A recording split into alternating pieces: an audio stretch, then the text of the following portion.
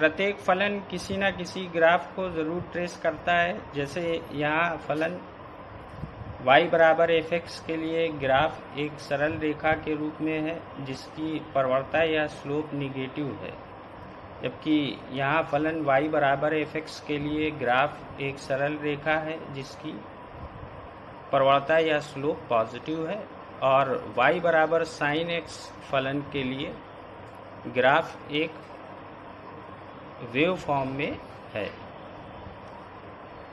चूँकि अवकलन और समाकलन एक दूसरे की विपरीत क्रियाएं हैं, तो समाकलन से पहले हम अवकलन के बारे में समझते हैं।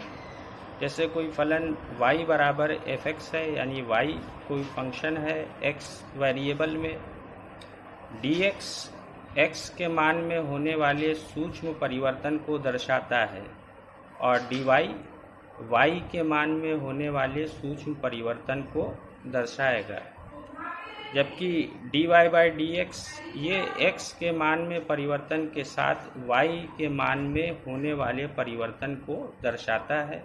यानी x के मान में परिवर्तन के सापेक्ष y के मान में होने वाला परिवर्तन, या इसी को x के सापेक्ष y में परिवर्तन की दर भी कह सकते हैं। यही हमारा क्या कहलाता है, अवकल गुणांक या dy by dx of function y। ठीक है, अब आइए समझते हैं कि किसी ग्राफ की स्लोप और प्रवणता और अवकल किसी बिंदु पर अवकल गुणांक में क्या संबंध है। जैसे यहाँ पर दूरी और समय के बीच ग्राफ खींचा गया है। ग्राफ के भाग PQ के पॉइंट P पर समय का मान x1 और दूरी का मान y1 है, जबकि पॉइंट Q पर समय का मान x2 और दूरी का मान y2 है। यदि हम ग्राफ के भाग PQ के लिए चाल का मान निकालें तो चाल बराबर होता है दूरी बटे समय। तो PQ के लिए दूरी कितनी है, यानी y अक्ष पर जो दूरी है वो QR के बराबर, ठीक है, और जो समय है वो x अक्ष पर PR के बराबर होगा। तो चाल बराबर दूरी QR और समय PR।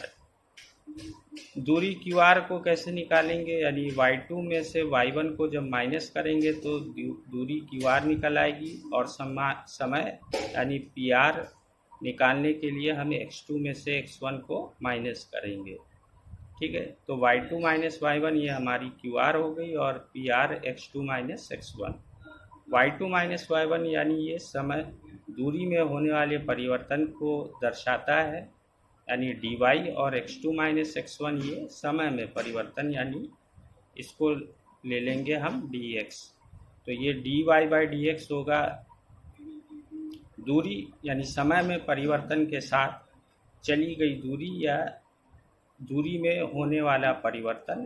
ठीक है, तो dy बाई dx यही हमारा क्या कहलाता है, अवकल गुणांक कहलाएगा। यानी कर्व के भाग PQ के लिए अवकल गुणांक dy बाई dx। ठीक है, यानी QR अपान PR को हम ले सकते हैं dy बाई dx के इक्वल। यदि हम ग्राफ के भाग PQ के लिए प्रवणता या स्लोप निकालें, तो यदि ये एंगल थीटा ले लिया जाए तो tan थीटा बराबर होगा QR अपान PR। ठीक है, यानी tan theta is equal to QR upon PR, और इससे पहले निकाला था QR upon PR is equal to dy by dx। दोनों इक्वेशन को अगर कंपेयर कर ले तो tan theta is equal to होगा dy बाई dx। यानी कर्व के किसी भाग के लिए, ठीक है, यानी ग्राफ के किसी भाग के लिए अवकल गुणांक dy बाई dx का जो मान होगा वो उसकी प्रवणता tan थीटा के इक्वल होता है। ठीक है, यानी किसी फलन के लिए किसी बिंदु पर अवकल गुणांक dy बाई dx का जो मान होगा वो उसी पॉइंट पर ग्राफ की प्रवणता के समान होगा। अब यहाँ पे हम समझ गए कि डी बाई डी एक्स ये अवकल गुणांक या डिफरेंशियल कोफिशिएंट को दर्शाता है। यदि फलन y बराबर एफ एक्स है अगर इसका अवकल गुणांक किया जाए तो दोनों साइड हम डी बाई डी एक्स ले लेंगे, यानी D by D x of Y is equal to D by D x of F X. ठीक है, तो यहाँ पे D Y by D X यही फलन y का x के सापेक्ष अवकल गुणांक है। ठीक है, जो कि एफ डैश एक्स के इक्वल होगा। अब यहाँ पर हम कुछ फलनों के अवकल गुणांक को सीधे सीधे याद रखेंगे। जैसे डी बाई डी एक्स अगर किसी कांस्टेंट टर्म का लिया जाए तो वो 0 होता है।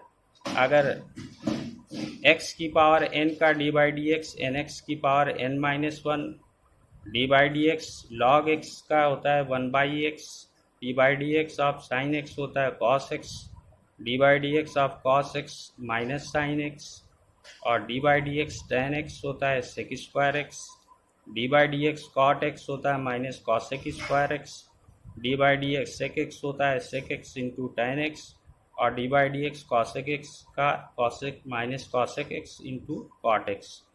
इसको हम याद रखेंगे सीधे सीधे, जिसका यूज़ अवकलन या डिफरेंशिएशन करने में किया जाएगा।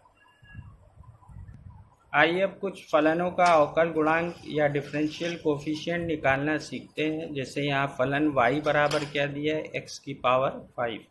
इसका हमें डी बाई डी एक्स लेना है, तो डी बाई डी एक्स हम दोनों साइड का डी बाई डी एक्स करेंगे।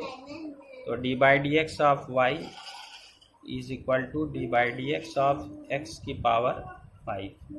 ठीक है, तो यहाँ पर जो फलन का स्वरूप या जो फॉर्म है वो x की पावर n के फॉर्म में है। तो x की पावर n का डिफरेंशिएशन क्या होता है, n x की पावर n माइनस वन, यानी पावर पहले मल्टीप्लाई में आएगी और फिर x की पावर को एक रिड्यूस या कम कर देंगे। तो 5 n की वैल्यू कितनी है, 5 है, तो n x की पावर n माइनस वन यानी 5 माइनस वन यानी 5x की पावर 4। इसी तरह दूसरा एग्जाम्पल देखते हैं।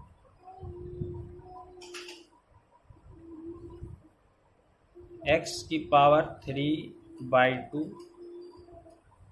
Plus sign x। अब यहाँ पे दो टर्म है, फलन y बराबर x की पावर 3/2 प्लस साइन x। इसका डी बाई डी एक्स लेना है, तो हम दोनों साइड का डी बाई डी एक्स करेंगे। अब चूंकि इधर दो टर्म है, x की पावर 3/2 और साइन x, तो दोनों का ही डी बाई डी एक्स किया जाएगा। D by D x x की पावर 3/2 और d by D x of sign x। ठीक है, x की पावर 3/2 का जो डी बाई डी एक्स होगा वो x की पावर एन एक्स की पावर n माइनस वन से, तो इसका अवकलन या डिफरेंशिएशन बनता है 3/2 x की पावर 1/2, और d by D x sine x का क्या होता है, कॉस एक्स। तो साइन एक्स का डिफरेंशिएशन बनता है कॉस एक्स। इस तरह से अवकल गुणांक या D Y by D X की वैल्यू होगी 3/2 x की पावर 1/2 प्लस कॉस एक्स। अगला एग्जाम्पल लेते हैं।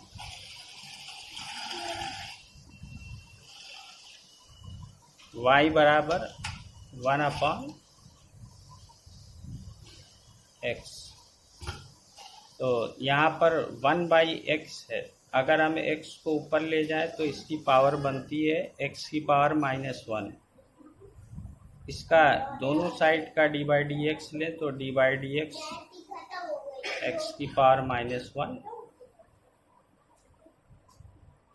यहाँ पावर n की वैल्यू -1, तो डिफरेंशिएशन होगा n x की पावर n-1, यानी -1 में से -1 सब्ट्रैक्ट करेंगे तो -x की पावर -2।